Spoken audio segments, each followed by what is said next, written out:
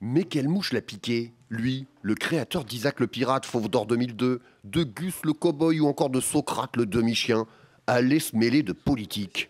Le moins que l'on puisse dire, c'est que là, Blin, il nous a bluffé. Et son Alexandre Taillard de Worms, alias Dominique de Villepin, est plus vrai que nature. Alors, politique, fiction? Et c'est un vieux pays. La France d'un vieux continent comme le mien.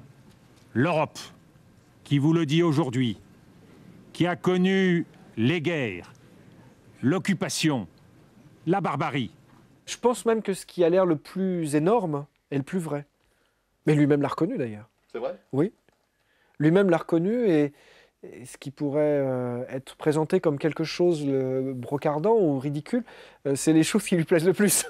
C'est-à-dire Il a assumé son personnage et l'excès de son personnage. Le côté... c'est ce qu'il a dit en tout cas. C'est avec un certain Abel Lanzac que Christophe Blain a écrit ces 2 tomes. Lanzac, évidemment un pseudonyme, mais apparemment un diplomate qui devait sûrement ne pas être loin du Quai d'Orsay au début des années 2000. C'est un vrai auteur en fait. Pour être auteur, il faut avoir un côté obsessionnel.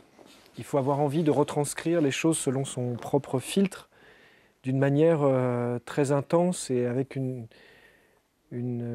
volonté qui nous dépasse. Et lui, il est comme ça. C'est un vrai auteur.